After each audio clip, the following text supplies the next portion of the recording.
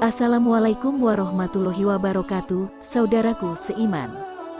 Syariat sejak awal telah memberikan ketentuan-ketentuan khusus bagi umat Islam dalam melaksanakan ibadah, baik berupa kewajiban ataupun kesunahan.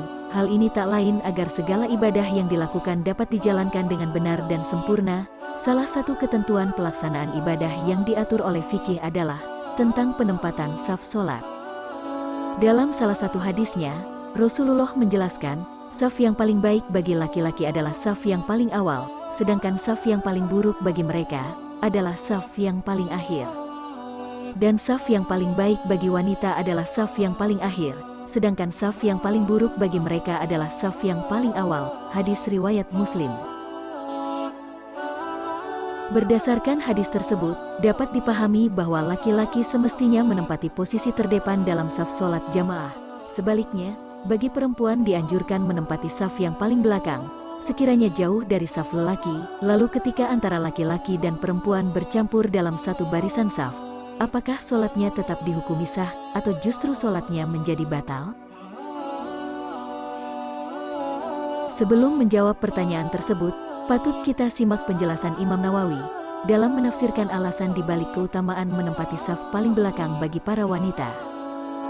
Diutamakannya saf akhir bagi para wanita yang hadir bersamaan dengan lelaki, dikarenakan hal tersebut menjauhkan mereka dari bercampur dengan laki-laki, melihatnya lelaki pada mereka, dan menggantungnya hati para wanita kepada lelaki, ketika melihat gerakan lelaki dan mendengar ucapan lelaki dan semacamnya. Sumber, Abu Zakaria Yahya bin Sharaf An-Nawawi, Syarh Sahih Muslim, Juz 13, halaman 127.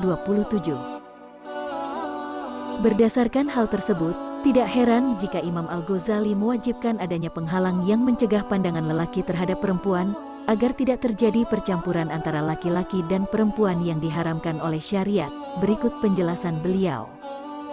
Wajib untuk menempatkan penghalang antara laki-laki dan perempuan yang dapat mencegah pandangan, sebab hal tersebut merupakan dugaan kuat madzinah, terjadinya kerusakan dan norma umum masyarakat memandang ini sebagai bentuk kemungkaran. Sumber, Al-Ghazali, Ihya Ulum Adin, Juz 3, halaman 361. Dapat disimpulkan bahwa bercampurnya laki-laki dan perempuan pada saat sholat berjamaah tanpa adanya penghalang adalah sebuah larangan, terlebih ketika itu dilakukan pada satu barisan saf. Bahkan Imam Al-Mawardi menganjurkan agar imam dan makmum laki-laki tidak bubar terlebih dahulu selepas melaksanakan sholat jamaah, untuk menghindari percampuran atau ikhtilat antara laki-laki dan perempuan. Dalam kitab Al-Hawi Al-Kabir beliau menjelaskan, ketika terdapat laki-laki dan perempuan yang bersamaan dengan imam dalam sholat, maka imam menetap di tempatnya sejenak, agar jamaah perempuan bubar terlebih dahulu. Ketika jamaah perempuan sudah bubar, maka imam berdiri untuk bubar. Hal tersebut dilakukan agar tidak bercampur antara laki-laki dan perempuan. Sumber, Al-Mawardi, Al-Hawi Al-Kabir, Juz 23, halaman 497. Sedangkan tentang keabsahan sholatnya, mayoritas ulama berpandangan bahwa sholat berjamaah dengan saf campur pria dan wanita dalam satu baris tetap sah, hanya saja secara hukum taklifi dihukumi makruh, yang dapat menghilangkan fadilah sholat jamaah. Sedangkan menurut mazhab Hanafi, sholat berjamaah dengan formasi campur dalam satu barisan semacam itu batal untuk jamaah laki-laki, sedangkan sholat yang dilakukan jamaah perempuan tetap sah. Perincian hukum tersebut secara tegas dijelaskan dalam kitab Al-Mawsu'ah Al-Fiqhiyah Al-Kuwaitiyah. Mazhab Hanafiyah menegaskan bahwa sejajarnya posisi perempuan dengan barisan saf laki-laki dapat merusak atau membatalkan sholat mereka para laki-laki.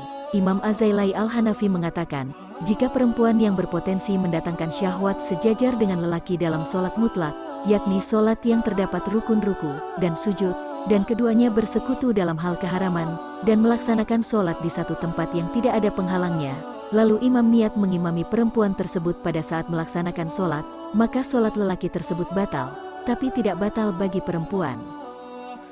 Hal ini berdasarkan hadis, kalian akhirkan mereka perempuan, seperti halnya Allah mengakhirkan mereka.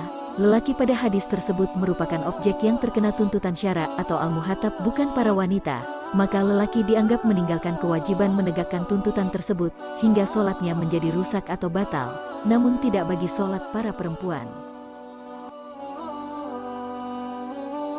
Sedangkan mayoritas ulama fikih mazhab Maliki, Syafi'i, dan Hanbali mengatakan, sejajarnya saf perempuan dengan laki-laki tidak sampai membatalkan sholat, hanya saja hal tersebut makruh.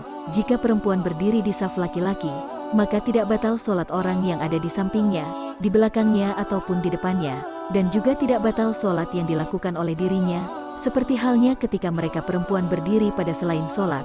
Perintah dalam hadis untuk mengakhirkan saf perempuan, tidak menetapkan batalnya sholat ketika tidak melakukannya. Sumber, Kementerian Wakaf dan Urusan Keislaman Kuwait, Al-Mawsu'ah Al-Fiqhiyah Al-Kuwaitiyah, Juz 6, halaman 21.